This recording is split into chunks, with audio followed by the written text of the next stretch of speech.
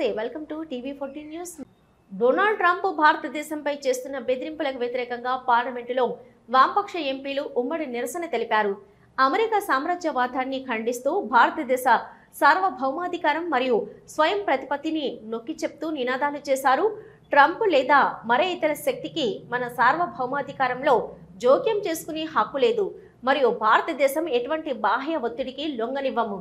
CPI, CPIM మరియు CPIML ఎంపీలు ఉమ్మడి నిరసనలో పాల్గొన్నారు.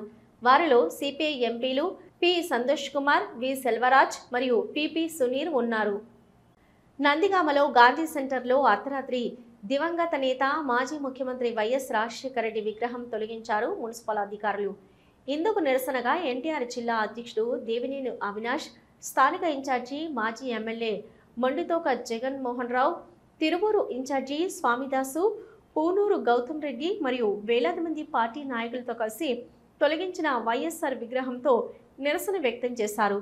కక్షపూరితంగా తొలగించిన వైఎస్ఆర్ విగ్రహం ఉన్న చోటే యథావిధిగా ఏర్పాటు చేయాలని వైసీపీ నేతలు డిమాండ్ చేశారు.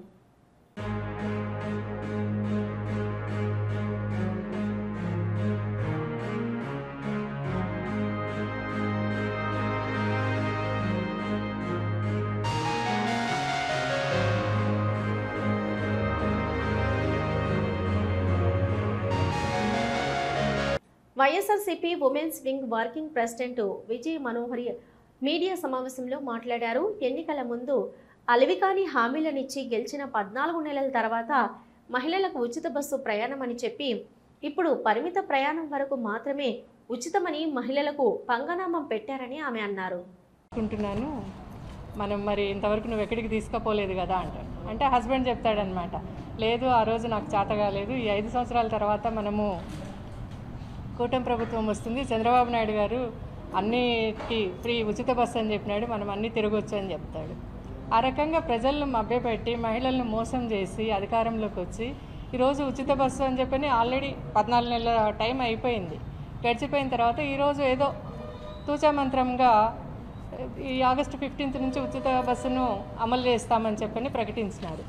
ఉచిత బస్సు అంటే మరి మనం స్టేట్లో ఎక్కడికి వెళ్ళినా కూడా, ఏ ప్రాంతానికి వెళ్ళినా కూడా ఉచితంగా మహిళలు తిరగగలిగేలాగా ఉండాలి. అట్లా కాకుండా కేవలం కొన్ని బస్సులు అనౌన్స్ చేసినారు. Palle Velugu, ultra Palle Velugu, city ordinary, city metro express ఈ బస్సులకు మాత్రమే వర్తింపజేస్తారంట. మరి మన స్టేట్లో దాదాపు 12,000 బస్సులు ఉన్నాయి. 12,000 బస్సులలో కేవలం 50% బస్సులే, అంటే కేవలం 6,000 బస్సుల్లో మాత్రమే ఉచిత బస్సు సదుపాయాన్ని ప్రకటించినారు. ఈరోజు ఈ ఉచిత బస్సు, ఈ పల్లె వెలుగైనా, అల్ట్రా పల్లె వెలుగైనా, సిటీ ఆర్డినరీ, సిటీ మెట్రో అయినా కూడా కేవలం అది సగటున ప్రయాణించే రూటు కేవలం 40-50 కిలోమీటర్లు మాత్రమే ప్రయాణిస్తుంది. మరి 40-50 కిలోమీటర్లు ప్రయాణం చేసి మనం తిరుపతి ఎక్కడుంది, కాళహస్తి ఎక్కడుంది, కాణిపాకం ఎక్కడుంది, సింహాచలం ఎక్కడుంది, ఇవన్నీ పోవాలంటే మహిళలకు సాధ్యమేనా? ఇట్లా అలవిగాని వాగ్దానాలను ఇచ్చి ప్రభుత్వం అధికారంలోకి వచ్చి మహిళలను మోసం చేయడాన్ని ఏ రకంగా మనం చూడాలా అని చెప్పని మేము ఈరోజు ప్రశ్నిస్తూ ఉన్నాము. చంద్రగిరి, కొత్తపల్లి గ్రామాలలో జెడ్పీటీసీ ఎన్నికల ప్రచారంలో పార్లమెంటు సభ్యులు వైఎస్ అవినాష్ రెడ్డి, ఇతర నాయకులు, కార్యకర్తలు ఇంటింటికి తిరుగుతూ తమ అభ్యర్థిని గెలిపించవలసిందిగా కోరారు.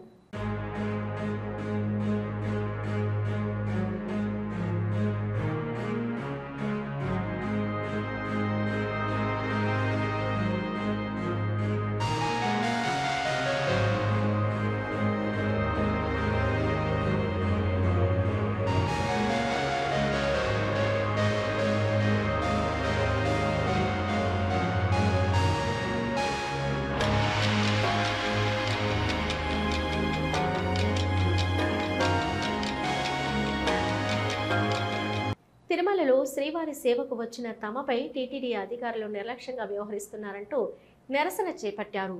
శ్రీవారి సేవ కోసం సుదూర ప్రాంతాల నుండి వచ్చిన అనేక మంది సేవకులు ఉదయం 5 గంటలకు వచ్చిన సేవకులకు పట్టించుకోలేదు టీటీడీ అధికారులు.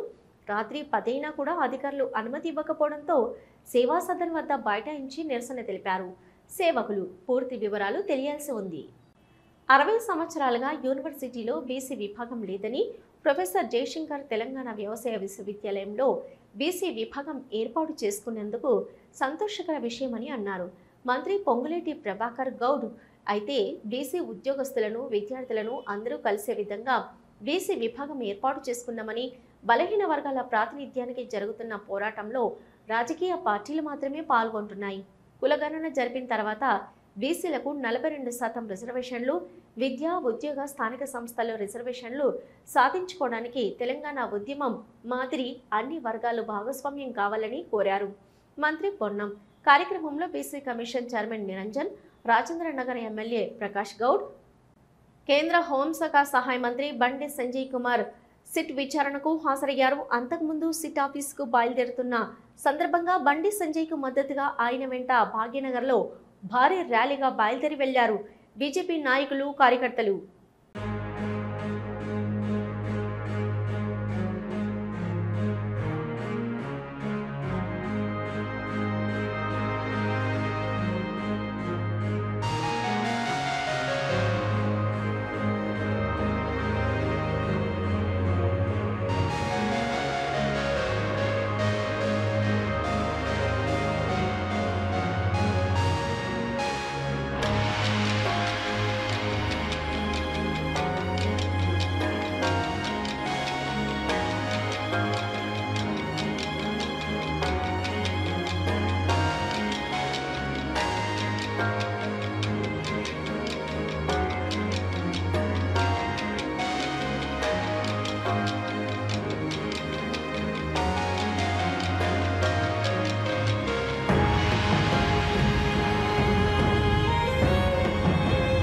ఫోన్ ట్యాపింగ్ కేసులో సిట్ ముందు విచారణకు హాజరైన కేంద్ర హోంశాఖ మంత్రి బండి సంజయ్ విచారణ ముగిసిన తర్వాత బయటకొచ్చి మీడియాతో మాట్లాడారు.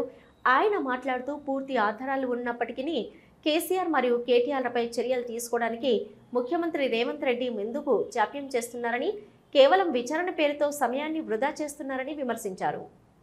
తెలంగాణ రాష్ట్రంలో ఫోన్ ట్యాపింగ్ సంబంధించి గతంలో కేసీఆర్ గారి ప్రభుత్వం చేసినటువంటి ఫోన్ ట్యాపింగ్ వ్యవహారానికి సంబంధించి ఈరోజు సిట్ అధికారులు గత వారం నెలల క్రితమే నాకు నోటీస్ ఇవ్వడం జరిగింది. ఆపరేషన్ సింధూర్ సంబంధించి పార్లమెంట్లో చర్చ జరుగుతున్న సందర్భంగా నేను దాన్ని వాయిదా వేసుకోవడం జరిగింది.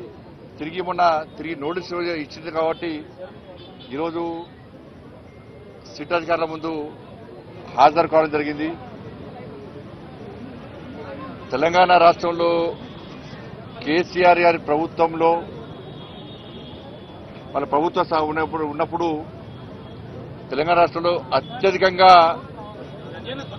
నా ఫోన్ కాలను మాత్రమే టాప్ చేశారు. అత్యధికంగా ప్రతి క్షణం, ప్రతి సెకండ్, ప్రతిసారి కూడా ప్రతి విషయంలో కూడా నా ఫోన్ ట్యాప్ చేయడము నిజంగా ఇలా చూపించిన అధికారులు చూపించకనే షాకు గురైన అనేక విషయాలు వారు చూపడ్డాకనే షాకు గురైన.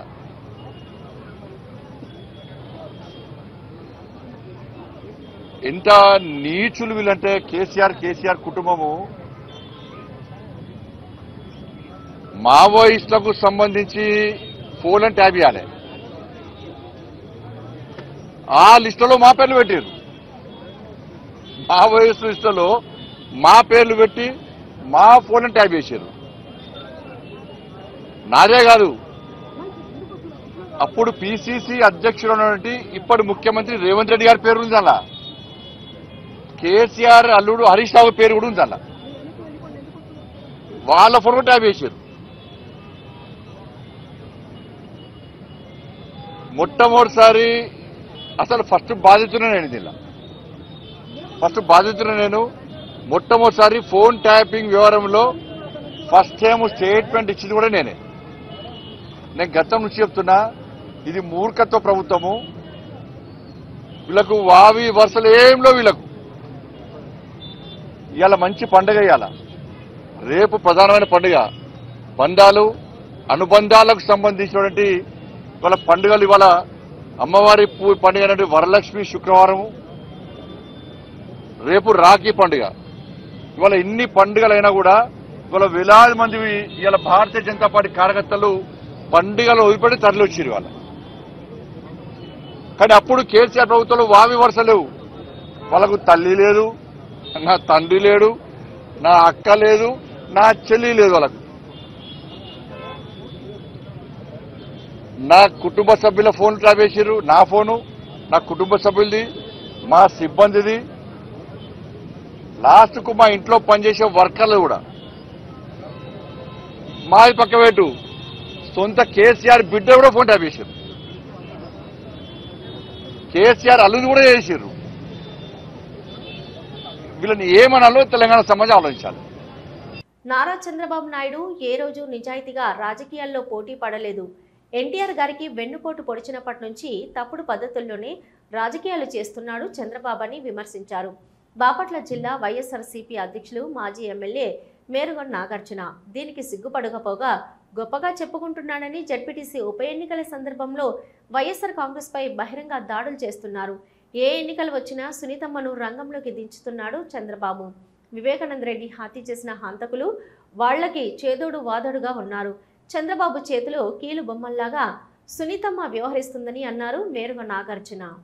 ఏ రోజు నిజాయితీగా రాజకీయాలు చేయాల, రాజకీయాల్లో పోటీ పడలా.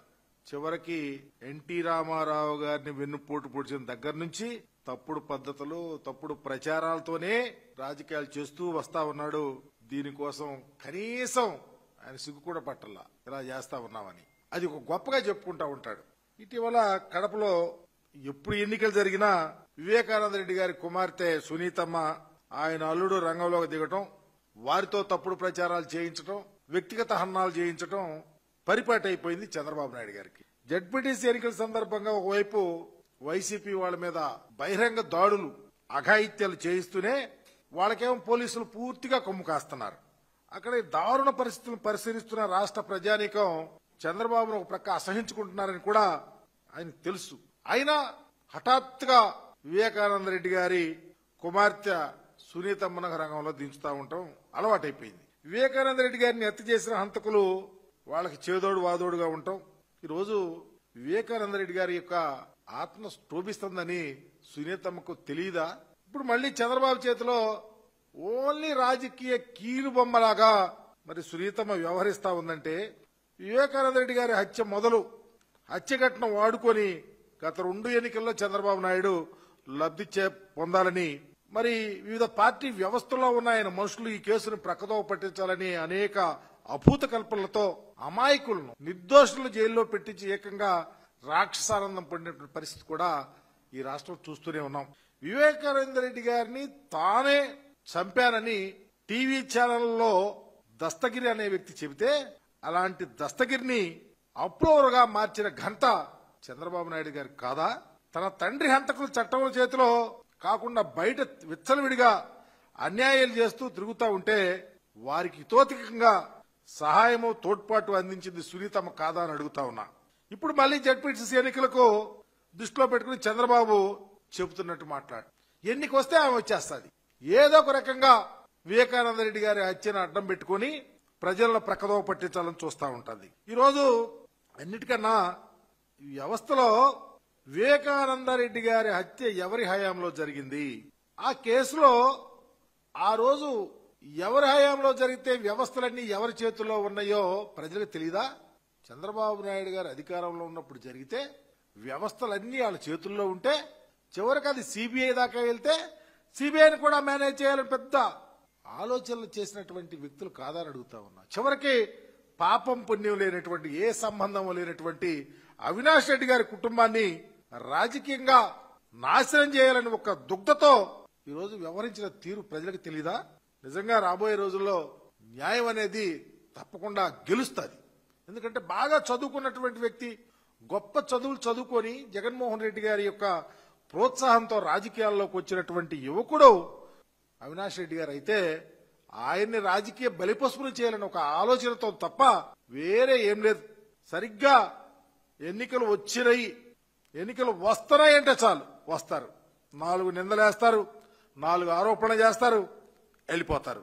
నేను అడుగుతా ఉన్నా, ఇదేం పద్ధతి తల్లి? సిబిఐ తన దర్యాప్తు పూర్తి చేశారని సుప్రీంకోర్టులో చెప్పింది. కేసు సర్వోన్నత న్యాయస్థానం చేతిలో ఉంది. మీరొచ్చి కనీసం న్యాయస్థానంలో ఉందనే స్పృహ కూడా లేకుండా నీ తండ్రికి బద్ధశత్రువులైనటువంటి వారితో చేతులు కలిపి రాజకీయ ఆటలో తోలుబొమ్మలాగా మారుతా ఉన్నారంటే సునీతమ్మను ఏమనుకోవాలని అడుగుతా ఉన్నా. హన్మకొండ జిల్లా అంబేద్కర్ నగర్ లో 2 BHK ఇళ్ల ప్రారంభోత్సవంలో మంత్రి పొంగులేటి శ్రీనివాసరెడ్డి పాల్గొన్నారు.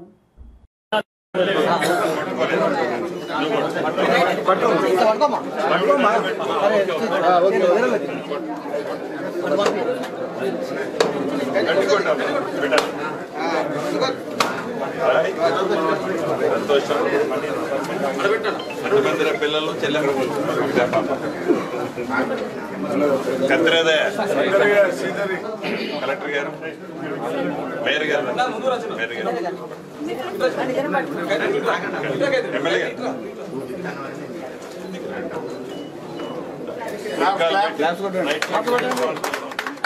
నువ్వు కూడా పరిచయం